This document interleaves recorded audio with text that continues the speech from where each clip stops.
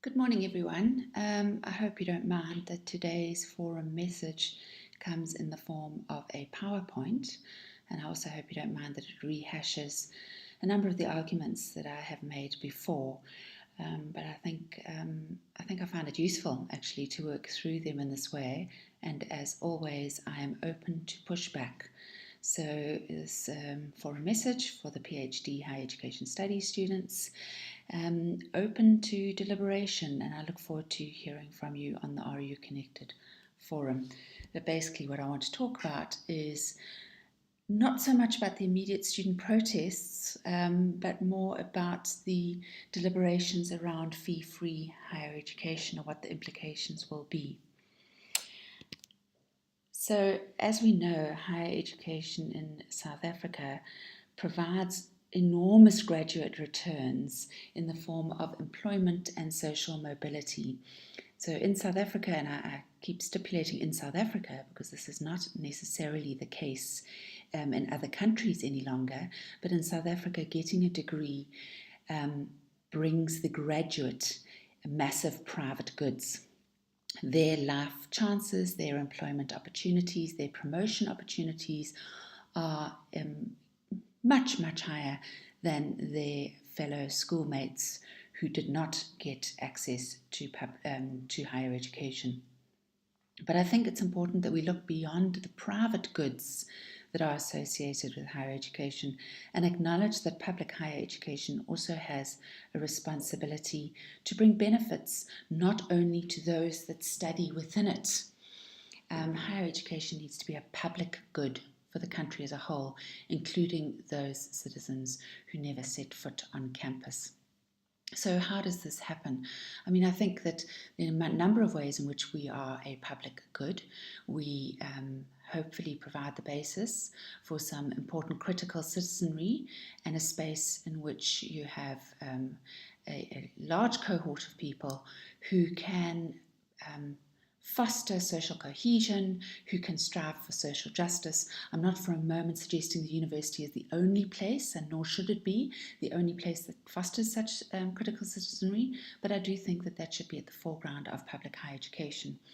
I also think it's important to note that we live in the so-called knowledge economy. I've got various problems with that term. I've discussed them elsewhere, but for the moment, let's use it and accept that we are living in a stage where advanced skills and problem-solving capacity are seen to be crucial for the stability and growth of our economy. And the universities, again, are not the only place that fosters such advanced skills and complex knowledge-solving capacity, but it is a very important site of such capacity development.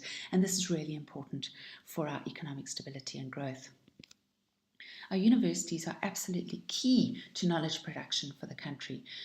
I mean, of course, much knowledge nowadays very directly focuses on social problems and looks at the social ills which are replete in our society and sees how we can bring about research that solves such problems. But this is not to deny the importance of blue sky research as well. Blue sky research is research which focuses on forging ahead with a discipline, not necessarily with an immediate translatable solution to a social ill, not necessarily with an immediate translatable solution, copyright, intellectual property type output. It's sometimes called knowledge for its own sake or research for its own sake, but it's not for its own sake. It's for the sake of forging ahead with a discipline, on the boundaries of the discipline. And that kind of blue sky research can lead to enormous practical realities later down the line, but we don't set out to do it for that, regardless of what form of the knowledge of research is being undertaken, what form of knowledge production is being undertaken. The university as a crucial site of knowledge production. And research production is a major public good contribution of our universities. I think a country that doesn't have a vital and advanced research engine has to be completely reliant on others for its stability and progress. And we've already seen ways in which Africa as a continent has been consistently undermined in its knowledge production ability through years of colonial rule and through ongoing neo-colonial processes. And so it's really important for South Africa and for the continent as a whole that we maintain our ability to produce our own knowledge. I think higher education is also a public good for the role it plays in social cohesion. I mean, obviously the universities should not be looked to alone as the only mechanism that can attend to the schisms in post-apartheid society, but they do provide a space of transformative potential. And if they are able to do this, if our universities are able to attend to these roles, then we have to be sure that access to both these private goods that benefit the graduate and the public goods that benefit society, they cannot only belong to the financial elite of our society. We have an absolute moral obligation to ensure broad access to higher education. We know that access is already skewed by our uneven school system, which leaves predominantly black matriculants very poorly prepared for their futures, including higher education. And so if we already have these skewed access points, then we really have to attend to that in a very clear way. We really have to ensure that higher education is genuinely accessible to all. We have very uneven access to higher education. 57% of white South Africans aged between 18 and 23 are able to access some form of post-school education, public post-school education. And that's a very high number. That's more than what we would consider mass participation. That's of a number that would be admired in many so-called first world countries. But compare that to the majority of citizens in this country, the black South Africans, where only 14% of the 18 to 23-year-olds are able to access post-school education. When you look at these two figures side by side, we can see how apartheid is alive and well in many of our structures. Now, of course, there are multiple explanations for this uneven participation. I've just spoken about the fact that our schooling system remains uneven in terms of racial participation and in terms of quality. But of course, we know that one of the main aspects of why we have this very uneven access to higher education is about finances and the fact that while race is no longer a direct indicator of socioeconomic grouping, it remains an important proxy. And by and large, despite the growth of a black middle class, we can see that the participation rates are also skewed along socioeconomic lines. Let's have a quick look at the university where you are registered, Rhodes University. It's a very small university, and this is a problem because it means we have no economies of scale. It is, to some extent, intended to be small. It allows us to do quality teaching. It allows us to have relatively small classes. We've got the best throughput rates at undergraduate level, but those throughput rates cost money. And we can't afford to reach the economies of scale of a large institution because the city of Grahamstown simply doesn't have the infrastructure to cope with that. We also have high quality research. We've had continued increases in our research output year on year, but these increases also have huge cost implications. So in order to attend to the quality teaching and research, we require substantial budget. We're also rural, and this has important implications for our students because it means that they not only have to pay fees, but they have to find issues of accommodation and so on. We're a highly residential system. Almost all of our first-year students and most of the subsequent years are indeed in our big residence system, and this costs money. Our fees, undergraduate fees, depending on the course, ranging from $27,000 to $46,930. If you add to that the accommodation and meals, then you're looking at about $80,000 to $100,000 per child per year in higher education. And this isn't even counting transport, toiletries, and clothing. This is clearly out of reach from the average South African family's income. And this makes it absolutely unfair and unjust, that it's just simply a matter of how wealthy the family is that you are born into that determines whether you go to higher education. Now, of course, we have got NSFAS, which attends to the poorest of the poor, but the cut-off levels for family income are so low that we leave out the vast majority of students who've increasingly come to be known as the missing middle. The wealthy few can afford fees. The upper middle class have got collateral and can access a bank loan. And the poorest of the poor, as I say, have got access to NSFAS. But that leaves the vast majority of South Africans, which is sitting in between these categories, and they just simply are being denied access to higher education because of these crushing fees. And this is clearly a social injustice. We need to bear in mind that students are not just calling for better financial access into the institution, they're also raising questions about epistemology, and there are costs associated with quality transformation, which is what we need. We need to recurriculate for more inclusive programs while attending to the demands for the powerful knowledge that the university provides. We need to attend to the need for transformation of staff demographics. We need to better support our students to ensure that they're not just provided physical access to our universities, but also epistemological access to the knowledge within it, so that they have a fair chance not only of getting into university, but of crossing the stage at graduation. And all of these things cost money. But the money available for higher education in South Africa, as we all know so well now, is something that has decreased year on year. We know this well now because of the student protest, but actually we've known this for some time. The 2012 Ramaphosa report, numerous articles written by academics over the years and by what used to be called HESA have called into question the depletion of funding from the state for higher education. And bear in mind my earlier point that if higher education is a public good, it doesn't just benefit the individuals, then the costs should be borne not just by those individuals, but also by the public purse. It's not the government that has the money, it's taxpayers. We pay PAYE, we pay VAT on our goods. So when we say the state must pay, what we're really saying is that South African citizens must all pay for higher education. But the amount of money that the South African citizens have paid for higher education through the state's taxation system has consistently decreased. We only pay 0.75% of the GDP on higher education in South Africa. China, Chile, Korea, China, USA, those countries spend between 2.3 and 2.8.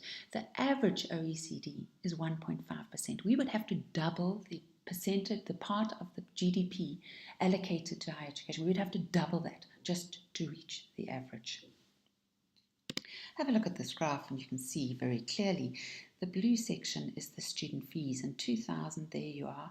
It makes up just less than a quarter of the funding coming into our university system. By 2013, that little piece, that quarter piece of pie has increased pretty much to a third.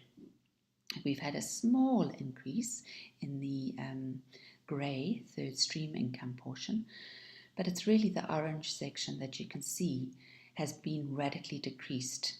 That is the state funding, and as that state funding decreased, universities increased their fees to make up the shortfall to ensure that they can continue to provide quality offerings.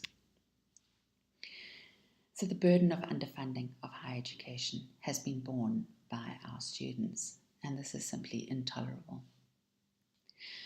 Of course, having looked at those pie charts, it could be argued that the place to make up the difference shouldn't have been student fees, but should be in third stream income. Now, we've managed to actually sustain our third stream income despite the pie chart showing fairly tight economic times. That third stream income is through such things as short courses, external consultancy undertaken by the university, and so forth. But expecting that the shortfall in state funding should be made up for through short courses and external consultancy has got enormous consequences for quality. Can we continue to focus on the public good initiatives, the role of the university in improving the country and attending to social ills? Can we focus on that if we have to force our academics to be rushing around working on income-generating activities? We can see that if we have to spend all our time on income-generating activities, which has been the austerity measure that many European universities have selected, there's been a teaching quality impact, because as academics are spending more time on consultancy work and getting a portion of that in their salary, so they've got a personal incentive to do it, then you'll find that there's a drop in teaching quality.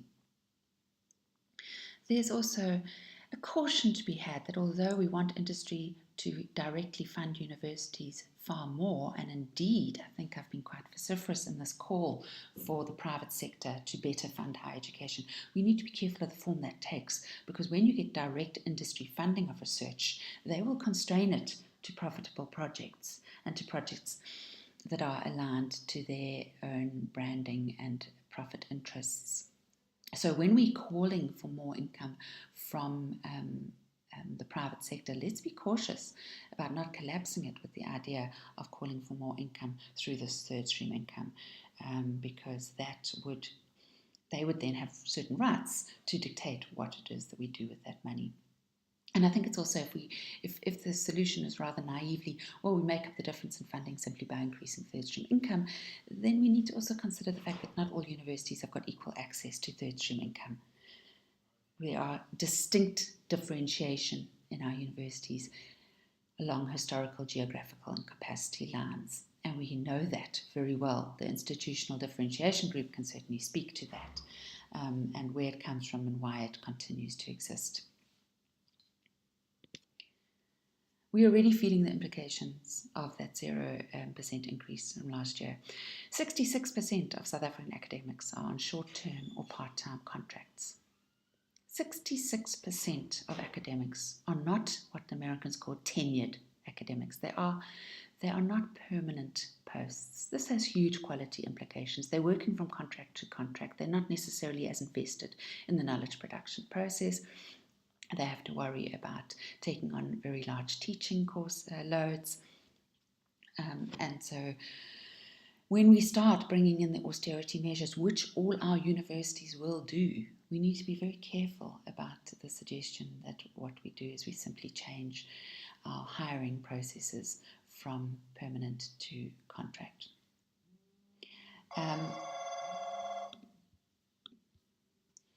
So cutting costs is not our solution to this problem in order to find the funds to pay for more students to access higher education. It has major quality implications for our universities. We have to bear in mind that we already have a parallel healthcare system. We know that those who can afford it go to private doctors and private hospitals, and it's only the poor who have to cope with a rather problematic public system. We've got parallel schooling systems. We've got private schools for the wealthy and public schools for the poor. We've got parallel policing systems. We've got private security companies for the wealthy and the public police system for the poor. We've got parallel transport systems. We've got private cars for the wealthy and a public system for the poor. Our higher education system is the last public space that is used by all citizens.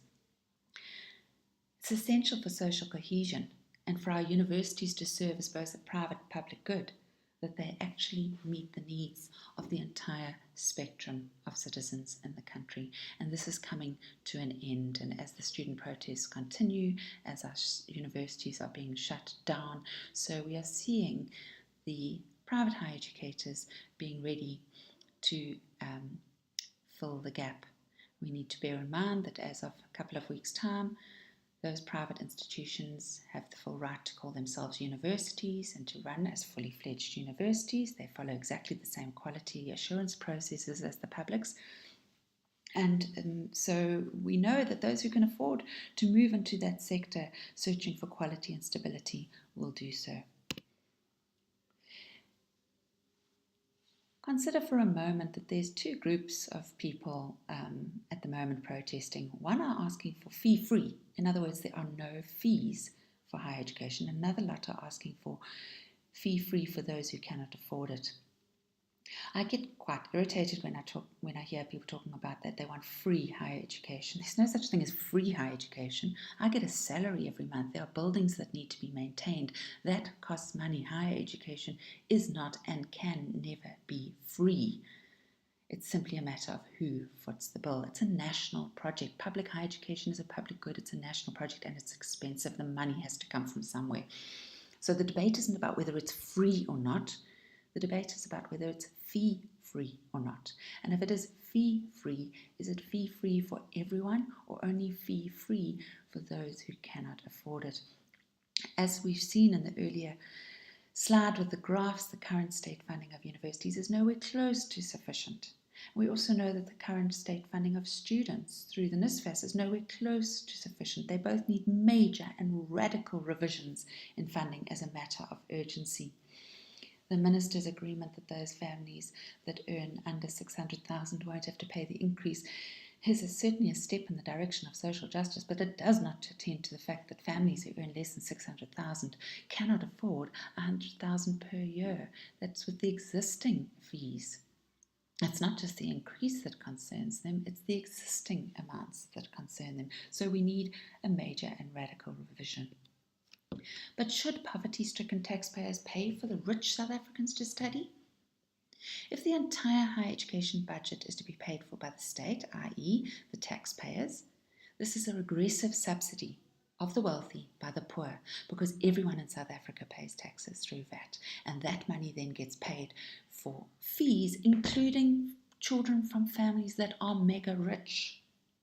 The idea of free higher education is popular, but it privileges the elite. We saw those racial statistics. We know who is getting access to higher education. And now we're asking for the mega rich to get it free, subsidized.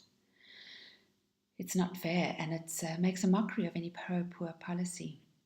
Why must the VAT paid by someone in a squatter camp pay for the millionaire's son to attend a university? Dr. Sizwe Mabazela, in his inaugural address in February 2015, said that it was his personal mission to strive to ensure that no academically talented but financially needy student be turned away from Rhodes University. So what does that mean, and what have the implications of that stance been? The previous Vice-Chancellor, Salim Badat, started this process of arguing that the university has to use its reserves to subsidize students who can't afford to enter this institution. And the current Vice-Chancellor has extended this, and this has already had implications. Let me give you a snapshot of Rhodes University. I'd like to thank Ian Lange for some of these figures. As I said earlier, the costs associated to being small and rural are enormous. We've got a small amount of reserve funds. That's money that's been invested. You need to know that it's so small that using the DHET's methodology, which demands that universities have certain reserves to run projects and to keep up maintenance, the DHET have a formula that indicates how much each university should have. We are in a negative using that formula. Our primary reserve ratio was 0.2. So we don't have money hidden away, tucked away, invested and waiting for this rainy day. We've also got really high staff cost ratio. As I said earlier, this is partly why I think we have such good undergraduate throughput rates. Even though Rhodes University doesn't pay very well at all, in fact it pays below the 50th percentile, it has amongst the worst salaries, academic salaries in the country, nonetheless a large portion of our budget goes to staffing, much larger than most other universities. We've also hugely increased the amount of money paid by the university from its block grant and its reserves, from its own money, so to speak, the money that it can use on anything that it chooses to use.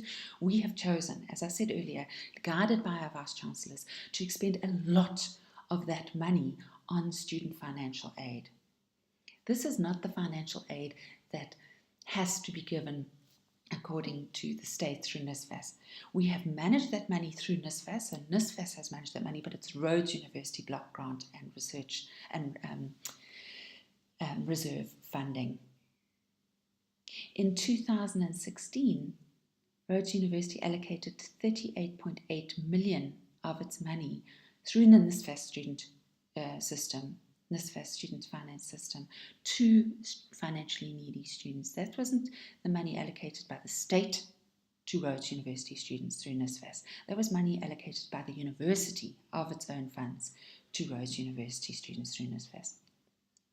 NSFAS manages that system of handing out Rhodes University funding to students who are financially needy, but it hasn't been very good at managing the system of getting their money back again. So Rhodes University is owed 160 million rand of its own funds from students who had NSFAS funding but have not repaid it.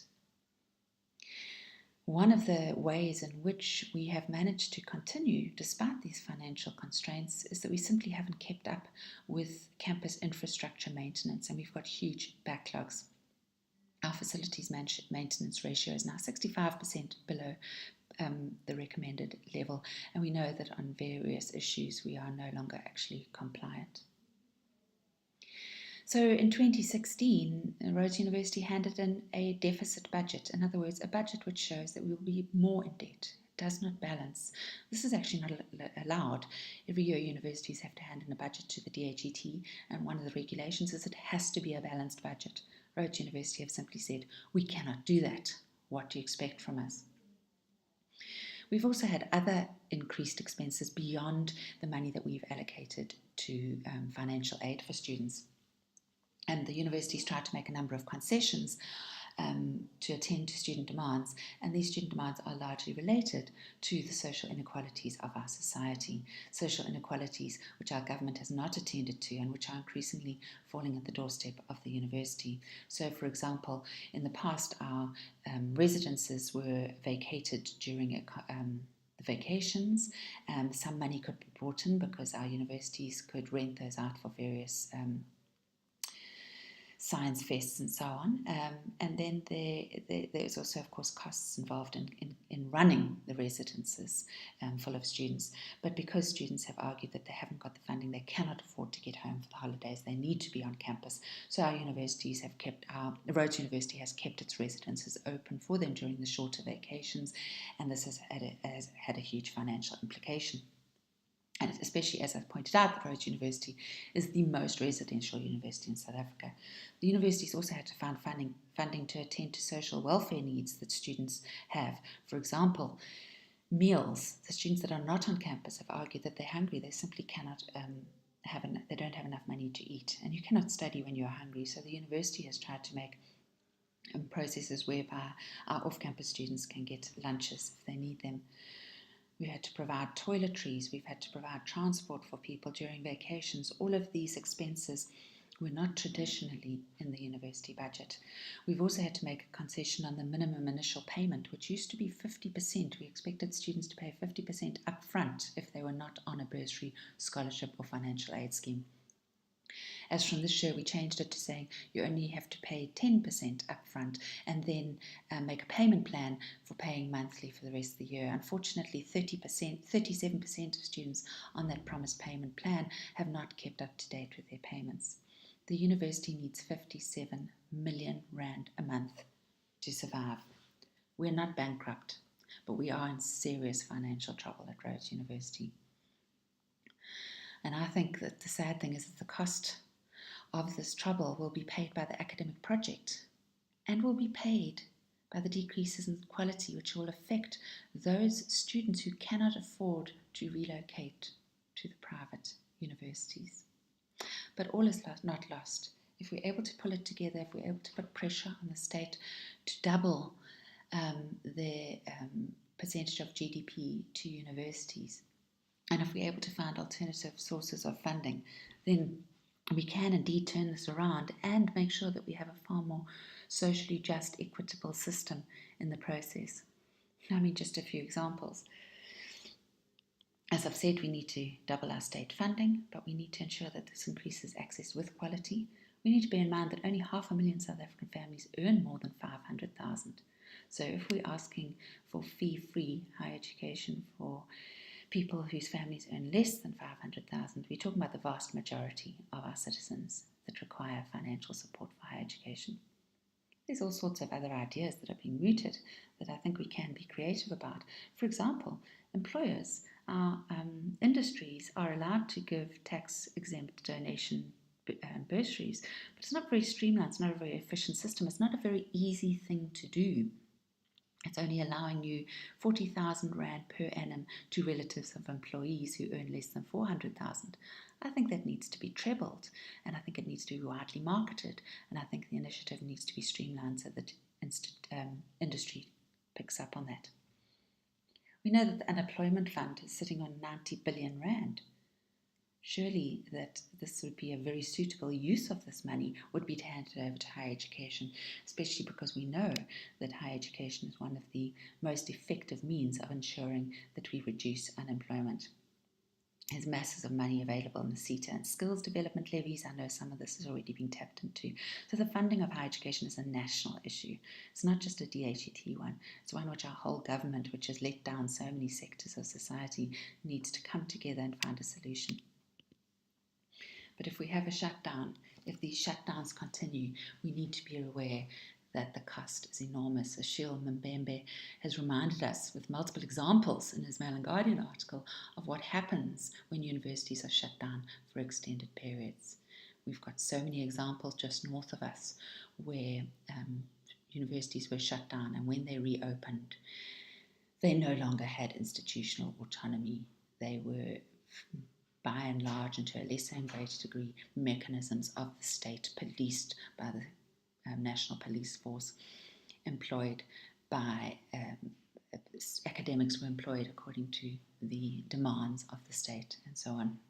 Institutional autonomy is a core requirement for academic freedom. We must be careful that in calling for shutdowns in order to bring about social justice, we actually just get rid of the academic project. Rhodes University costs us 270,000 rand per day to be on shutdown. It has serious, this is because we have to pay students funding to be able to get their food and so on. It's mostly residential. We're having to cover certain costs, even though nothing's working and no money is coming in. And it has serious income effects too, because we've already had people say, as you all have, that they will move into the private system. And so they will not be paying these fees. And of course, there's emotional and academic effects beyond measuring. I'm just going to end by showing you just one email, and I think there are multiple similar emails that I have seen on Facebook by students who feel betrayed by the current protests. They do not feel that their quite justified demand for financial access to higher education is being attended to in the current processes. So here's a letter from a student. I've got the student details, but the student just signs off as depressed student. Dear University Management, as a student coming from an abusive family, my childhood has never been a walk in the park. Despite being born to poverty and suffering, I still managed to try and better my life. At the age of 8, I was already working in a local tavern just to have money for food and school. The only option that I had in life was to study and create a future for success for myself and my siblings. When I received an acceptance letter from Rhodes in 2012, I was happy, and for once in my life I learned how to smile, as there was hope for me despite my background. I came to Rhodes University in my first year with only 50 rand as pocket money to sustain me for the month.